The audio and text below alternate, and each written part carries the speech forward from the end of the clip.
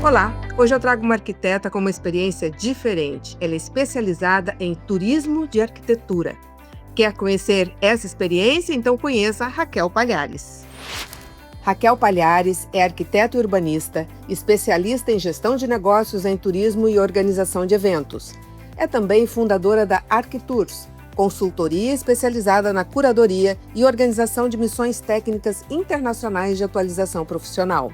Há mais de 2 décadas, desenvolve e lidera programas internacionais, promovendo experiências de aprendizado nas principais feiras, congressos e eventos mundiais de arquitetura, urbanismo, construção, sustentabilidade e inovação.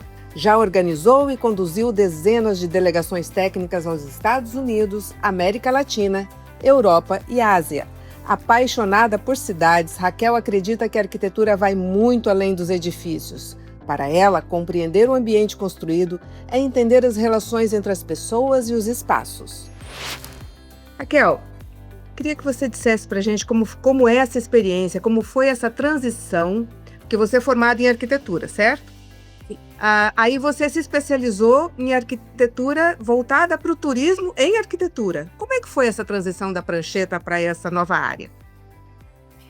Na verdade, Débora, essa é uma pergunta bem interessante, porque, na minha visão, eu nunca mudei de área, eu nunca migrei para a área do turismo. Eu continuo me sentindo e sendo muito arquiteta. Só passei a usar o mundo e os estudos de caso de boa arquitetura pelo mundo como uma prancheta, uma forma de apresentar e de conduzir outros colegas a essas experiências, mas depois de mais de 45 missões internacionais de arquitetura realizadas, eu me sinto mais arquiteta do que nunca. Mas contando um pouco como é que surgiu isso na minha vida, como é que, na verdade, eu incluí essas viagens, essas missões internacionais que hoje eu organizo através da Arquitours. Eu sempre fui apaixonada por viajar, e sempre fui apaixonada por cidades, sempre fui apaixonada por cultura, sempre fui apaixonada por conhecer, por entender os lugares, entender o desenvolvimento urbano, entender como as pessoas se apropriam dos espaços, e principalmente, acho que muito cedo na faculdade, eu via aqueles exemplos, estudava sobre desenvolvimento urbano, estudava obras importantes, né, obras interessantes ao redor do mundo, e aqui no Brasil também, e eu sempre fiquei muito curiosa e sempre queria tocar aquilo. E quando eu estava na época da faculdade, eu tinha e tive essa possibilidade de, ainda com o conhecimento ali muito fresco na memória, ainda durante o processo de aprendizado da faculdade, viajar para fora algumas vezes, conhecendo lugares, visitando. Eu morei um período na Itália, e enquanto eu estava na Itália, eu viajava muito. Tive a possibilidade de conhecer ali diversos países. Quando eu voltei dessas experiências primeiras que eu voltei assim com uma sensação de transformação, de plenitude de fato, de poder da oportunidade de presenciar, de vivenciar em loco, né, ali algumas transformações urbanas, alguns projetos muito importantes, e as pessoas ficavam curiosas, e as pessoas perguntavam, e muitos colegas pediam para ajudar a montar um roteiro, porque iam viajar para tal lugar. E aí começaram os processos de pesquisa para ajudar essas pessoas a desenhar esses roteiros, que não deixa de ser um projeto, né. E eu comecei a ficar muito empolgada, e eu me dedicava muito a essas pesquisas. Hoje uma missão técnica ela começa a ser construída muitos meses antes de ser realizada, né. Naturalmente, dali para frente foi uma caminhada, uma coisa foi levando a outra, sabe. Eu comecei a trabalhar na Câmara de Arquitetos, atender algumas associações, entidades de classe, porque tinha esse conhecimento adquirido, essa vivência de ter morado fora, e a vivência de ter conhecido muitos lugares, né, o que também te dá muita resiliência, te faz também enxergar com um olhar completamente diferenciado as outras culturas, as outras formas de viver, as outras formas de se apropriar dos espaços.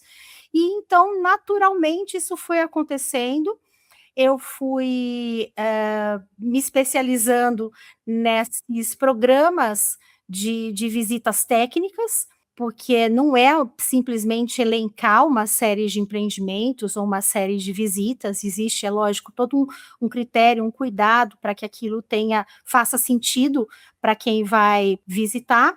E então, na verdade, eu me sinto tão arquiteta quanto hoje, porque a ideia nunca foi transformar isso em turismo, nunca foi ter uma agência de turismo, a ideia era provocar e proporcionar uma atualização profissional, um crescimento profissional para os meus colegas. Quando eu morei fora, eu estava na Itália e daí tive a oportunidade de várias vezes visitar Berlim. E nessas visitas a Berlim eu tive ali acompanhando de perto o desenvolvimento de Potsdamer Platz, toda uma área nova que naquela época era muito incrível, né? Entender as expressões de um ou de outro arquiteto internacional de renome. E eu olhava para aquilo e falava, meu Deus do céu, os meus colegas precisam ver isso também. E aí tem uma situação bem bacana, porque a arquitetura e as artes em geral, né, elas são a expressão de um tempo, de uma época, né, e agora você puxou esse link, né, então você viu isso acontecer, isso te levou a um tempo, uma época, e a arquitetura traduziu isso tudo, né. Você acha importante que os arquitetos façam sempre viagens, não importa se no Brasil ou fora do Brasil, conhecer novas culturas aumenta esse repertório? Eu digo que é maturidade projetual, é repertório. Ana? É maturidade de fato, sabe, a arquitetura ela é de fato a materialização de uma história, de um povo, de uma época, assim como as outras artes. Muitos arquitetos refletem isso e a gente consegue identificar muitos deles, assim como a gente identifica, sei lá, um artista plástico que tem lá a sua assinatura, alguns arquitetos de assinatura também, a gente vê um Vila Nova Artigas e sabe, a gente vê um Niemeyer e sabe que é o Niemeyer, a gente vê um Artacho Jurado, assim como a gente identifica uma Zaha Hadid, né? E tudo isso diz respeito a uma manifestação cultural, uma manifestação de um território, de um povo, de um momento histórico, né? E quando você estuda isso em separado, desagregado da vivência ali no local, é muito diferente. A materialização, a realização de você estar naquele local e entender o porquê daquele movimento, o porquê daquela arquitetura, o porquê daquela Uhum. manifestação daquele arquiteto, faz com que a gente, sim, consiga transformar isso em repertório. Tem algumas viagens e algumas missões que a gente organiza com bastante frequência, para Nova York, para Paris, para alguns lugares, que eu costumo dizer que é uma pós-graduação a jato.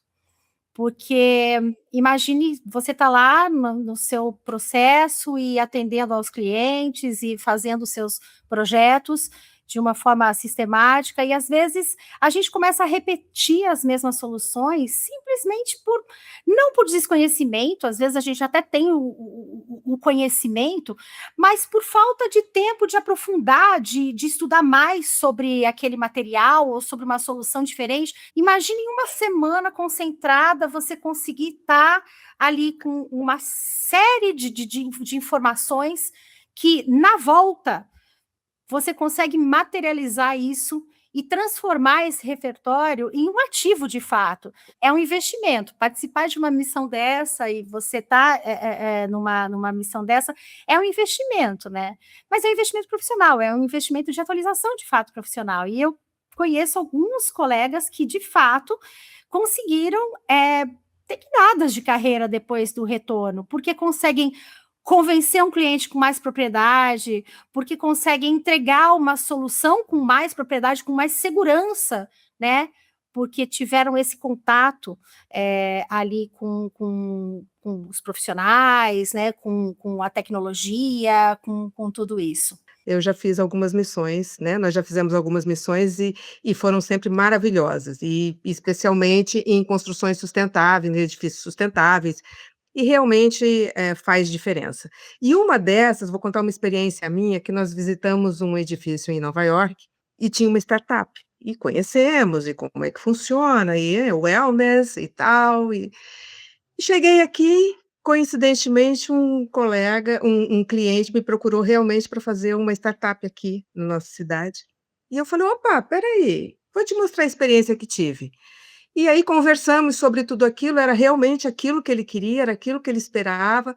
Então, assim, foi muito bacana, foi muito interessante. Então, eu só posso dizer que isso agregou e muito, e não só nisso, em outras coisas, não só na parte da história, da arquitetura, mas também nos edifícios sustentáveis, na tecnologia, né, e foi uma experiência bacana. Então acho que eu sou uma dessas aí, né, que usa essa experiência depois e agrega valor ao escritório e ao que faz.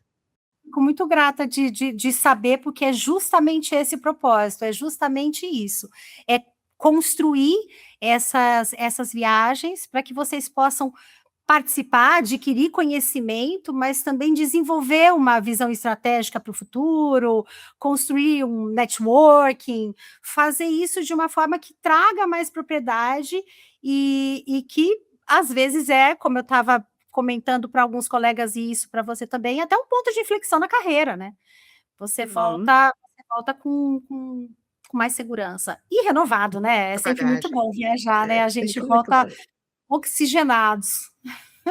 Vamos lá, vamos falar de tecnologia, edifícios sustentáveis, que você faz várias missões nesse sentido.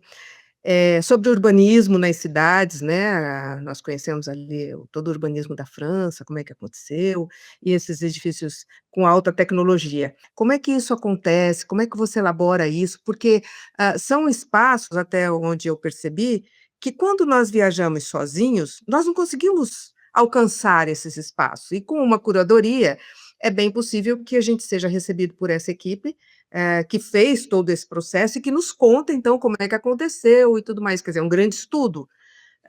Como é que isso acontece com você? Então, tem 2 pontos aí, Débora. Primeiro tem a construção de uma história, de uma forma didática de conduzir essas missões. A ideia conduzir os profissionais para que eles primeiro mergulhem num contexto urbano, num contexto cultural, para que eles tenham a possibilidade de, além de conhecer as soluções técnicas daqueles empreendimentos, ter o contato com os profissionais, seja o arquiteto do projeto, o fornecedor que dá aquela solução da fachada ventilada, porque assim você também tem uma troca, não só de network, mas de conhecimento também, entender os desafios, as soluções adotadas, o porquê daquela solução e quais eram os desafios daquele projeto em si.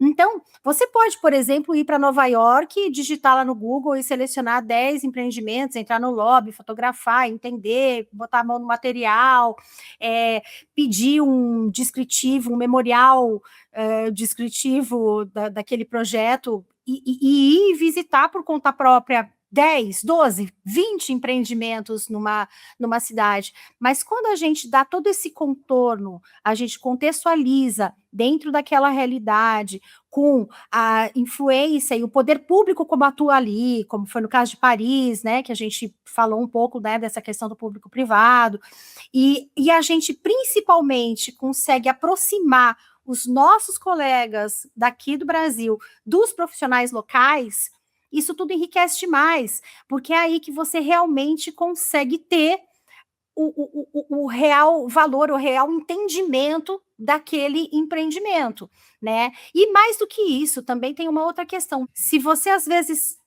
estuda, conhece um projeto ou está procurando referência para um trabalho que você está desenvolvendo aqui no Brasil, de qualquer ordem de grandeza, de qualquer tamanho, e você estuda e você vê num livro, você vê as imagens na tela do computador, dificilmente aquilo vai te passar a sensação, a experiência de você estar de fato naquele lugar. Você chega lá e às vezes não é nada daquilo. A acústica não é como você imaginou, o conforto, a forma como as pessoas se apropriam daquele espaço não é como você imaginou, né. E isso tudo, principalmente a maneira como as pessoas se apropriam do espaço. É muito legal a gente ter essa leitura durante a viagem, porque isso às vezes é realmente decisivo na hora de você tomar uma decisão em relação a uma ou outra solução ou um ou outro projeto. Agora, sobre a questão da sustentabilidade, como é que você avalia quais são os países onde as coisas já estão bem definidas enquanto edifícios sustentáveis, que observam mais e que tratam mais essa questão do edifício sustentável, das boas práticas? Acho que existe a sustentabilidade e a resiliência das cidades, mas a gente também existe todo esse movimento dos empreendimentos sustentáveis e das certificações. Historicamente, os Estados Unidos lideram sempre, né? O maior volume de certificações, o berço da certificação LEED, Estados Unidos, tá? Nova York, que é um destino estratégico para a gente visita com frequência a cidade de Nova York para entender essas certificações, né? Mas hoje, o SGBC, no ranking do SGBC, a gente tem a China em primeiro lugar, depois a Índia, depois o Canadá, países Interessante. como Suécia, mas isso em edificações certificadas LEED, né. A gente não pode esquecer que o Brasil, gente, o Brasil está numa posição muito boa, o Brasil ele está sempre entre os 10 primeiros. Top 10 mundial de construções sustentáveis, o Brasil atualmente em 7º lugar no ranking do LEED, né. Tem um mercado que já entendeu, a construção no Brasil já entendeu que certificar e colocar essas boas práticas que a certificação sugere, convida a nos seus empreendimentos, é uma necessidade também de mercado. Mas, por exemplo, em relação à Europa, que você tem aí a Suécia, você tem Espanha, Itália, França, né, importantes também liderando esses movimentos, os focos são outros, né? Enquanto os Estados Unidos estão preocupados e muito mais focados em eficiência energética, em alguns aspectos que estão muito associados à certificação LEED, no caso, na Europa você tem um movimento intenso por descarbonização, mobilidade urbana, economia circular, que a gente viu na França o ano passado, quando a gente foi.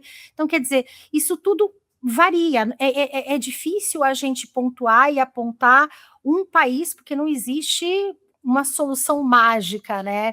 Eu diria que Singapura é um exemplo de uma cidade sustentável, mas também aí é um outro é uma outra escala, né. Singapura é uma cidade que merece que a gente olhe sempre com bastante atenção, tá. Uhum. Em relação às soluções, em relação às práticas, até mesmo porque Singapura, ela tem um clima muito parecido com o do Brasil. Então a gente volta naquela história, por que não se apropriar. Singapura tem uma cultura, a gente estava falando de culturas e arte, completamente diferente da nossa. Então, lá é o lugar ideal para você encontrar soluções para o mesmo problema que a gente tem aqui, dadas de forma diferente, porque o repertório, a bagagem histórica, o DNA deles é outro. Que Então, bacana. mas o clima é muito parecido, né. Então, nesses, lugares, né, e a gente está sempre tentando buscar, tentando associar, feiras, congressos, eventos a essas missões. Imagine que a gente fica uma semana imerso nesse tema, com outros colegas também da área ou com, fornecedores, incorporadores, construtores, discutindo esses temas, conhecendo e vendo essas soluções, mas todo mundo já com um olhar muito direcionado para isso, né. A gente qualquer viagem é transformadora, Débora, eu acho que qualquer viagem é, renovadora, é um momento em que a gente está, é lógico, num ambiente diferente, mais aberto, mais flexível, disposto a aprender, né, quem gosta de viajar desse jeito. Para a gente encerrar essa nossa conversa, que com certeza nós ficaríamos aqui muito mais tempo, vamos deixar um caminho bom nessa nossa conversa? O que que a gente pode deixar para as pessoas? Vamos viajar? Qual é o seu recado, Raquel?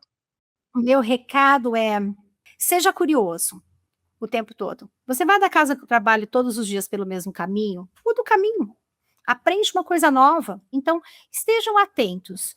Nós, como arquitetos, a gente tem uma função muito importante, uma responsabilidade muito grande na sociedade de projetar, de oferecer para a sociedade, para as pessoas que ocupam esses espaços, aonde a gente vive 2/3 da vida.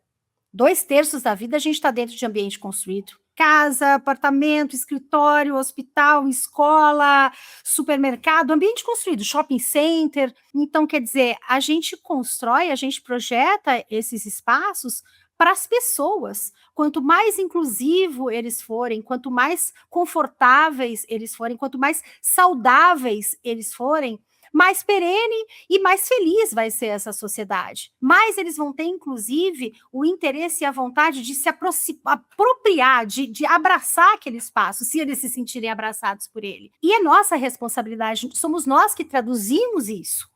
Nós somos os agentes de desejos que, na verdade, são de todos, porque quando a gente entra num espaço construído, o ambiente construído, a percepção, todo mundo tem igual, só que o usuário comum, ele não tem a prancheta na mão. Então, a tomada boa de decisão que nasce lá no projeto, ela está nas mãos dos arquitetos, dos engenheiros, das equipes de projeto. Outra coisa muito interessante que a gente vê muito lá fora, e a gente fica falando muito dos casos lá fora, e realmente, de fato, é muito legal, porque lá a gente tem informações e dados e estudos de caso que já estão avante do tempo em relação ao que a gente vem fazendo aqui, né? Mas equipes multidisciplinares, a importância de você ter equipes multidisciplinares, o entendimento de que a gente precisa de equipe, a gente precisa de mais cabeças, de todo mundo construindo junto isso, né? Dentro das incorporadoras, das construtoras, a importância do poder público, a importância de ouvir a sociedade, que lá em Paris a gente teve uma conversa lá no CEMAPA que nós visitamos isso, né? A importância, imagina você ter, acho que é o segundo maior, é o segundo projeto de planejamento urbano de maior área da Europa, né? Só perde para Roterdã, é um projeto de revitalização urbana de mais Fantástico. de 100 pares. E eles tinham uma escuta desde o começo para aquela comunidade que vivia ali, entendeu? Entender quais eram as necessidades. Então, isso é muito importante, né?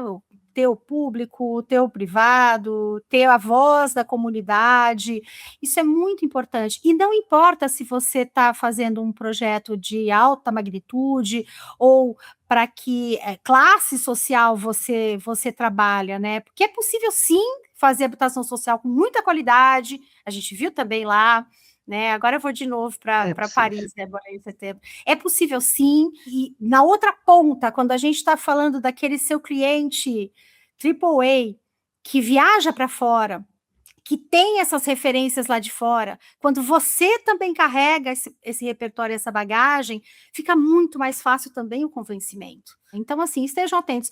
Muda o caminho que você faz do trabalho para casa e observa a vegetação, a calçada, o entorno, o prédio novo que está surgindo, goste ou não goste dele, mas comece a desenvolver novas perguntas. As viagens, elas trazem muito isso, né, Débora? Eu acho que essas viagens, quando a gente começa a viajar, a gente volta transformado, mas a gente também volta mais questionador. Quantas vezes, né, eu desci aqui do meu prédio e falei, nossa, mas por que essa calçada é tão estreita? É possível fazer alguma coisa diferente? Eu sei que é possível, porque eu já vi, né? É isso. Obrigada por ter participado com a gente, por trazer sua experiência. E olha, sucesso para você sempre. Muito obrigada, Débora, muito obrigada. Eu amo o que eu faço. É uma missão. A gente é lógico, hoje tem uma agência estruturada para dar contorno para todas essas viagens, porque eu preciso disso, mas a proposta inicial e tudo isso surgiu da necessidade, da vontade de melhorar e atualizar os meus colegas profissionais com o que lá em 1996 eu já tive acesso e continua Uhum, evoluindo, né? Agora, uhum. além disso, tem também uma outra questão que hoje é lógico que com a agência estruturada a gente recebe demandas de pessoas também que querem viajar por lazer, que querem viajar para ter experiências diversas, né? Uhum. Turismo, gastronomia, outros focos que não a arquitetura. E eu costumo dizer que quando você pega tudo isso que a gente conversou, todo esse olhar do arquiteto urbanista que vem contando essa história, te ensina, né, sobre a cultura daquele lugar, desenvolvimento daquele lugar. Você não vai, por exemplo, visitar conosco uma vinícola e olhar para aquele prédio da vinícola destacado do É do fantástico. contexto É. territorial, da cultura daquele povo, né. Então a minha proposta hoje, dentro do turismo, que também existe, né, é continuar, do ponto de vista de arquiteta e urbanista, convidando as pessoas para esse olhar, mesmo que para experiências de lazer, porque é possível. Esse olhar não se perde, né, depois que você adquire, não se perde nunca mais, em qualquer experiência, né, em qualquer viagem você vai ter isso, né. E isso é Exato, adquirido, é né. verdade, é isso mesmo. Muito obrigada, Obrigada. Débora, agradeço. Obrigada eu. E aí, gostou desse giro, dessa volta ao mundo que a Raquel nos levou? Então eu já faço isso há algum tempo, espero que você faça também. Até o próximo episódio.